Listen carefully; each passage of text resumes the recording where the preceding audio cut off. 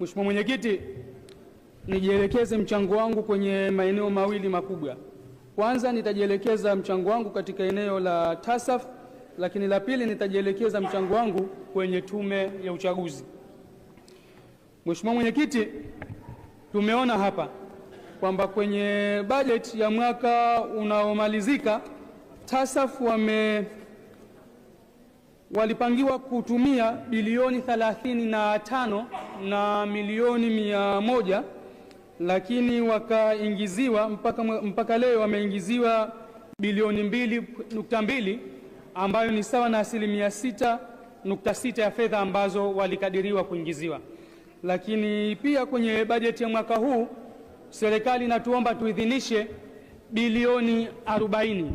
Sasa najiuliza kwamba ikiwa mwaka ambao umemaliza tulipanga kutumia bilioni 35, lakini tumepata bilioni 2 za matumizi, leo tunaiomba serikali tena, tunaomba hapa na serikali tuidhinishe bilioni 40.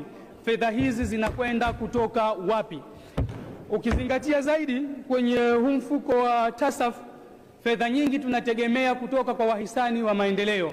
Sasa wahisani hawakutoa fedha hizi bilioni 40 ambazo tunaziomba, tunaenda kuzitoa wapi?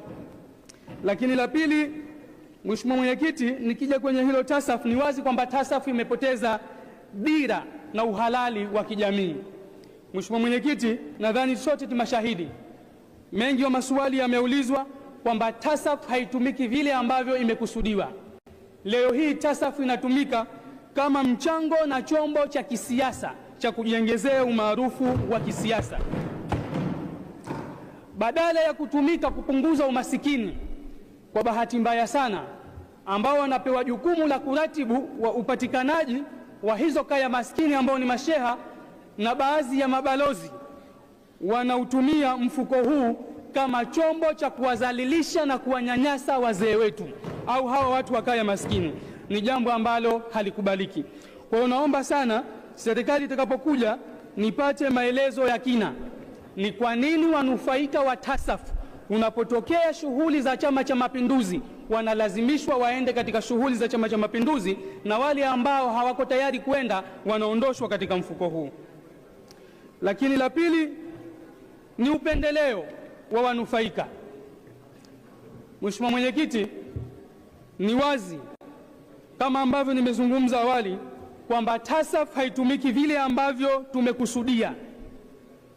Wengi wa wanufaika wa TASAF wanachaguliwa kwa sababu tu ya misingi ya uchama na si uhalisia wa kupata mchango ule, jambo ambalo linapoteza uhalisia, jambo ambalo linapoteza ile mantiki ya kuwepo kwa TASAF, na jambo ambalo linapoteza uhalali wake.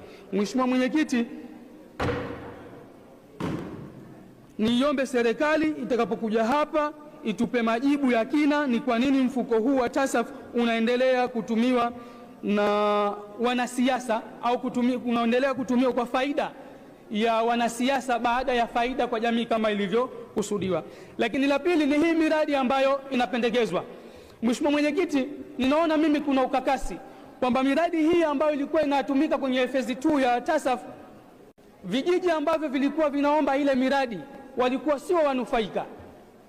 Ipo case study, kuna shehia A ambayo imeomba mradi A na shehia B imeomba mradi B, lakini shehia A kwa sababu tu hakuna wana CCM wengi, mradi ule haukupelekwa, ukapelekwa kwenye shehia B, jambo ambalo halikubaliki na wala sio sahihi.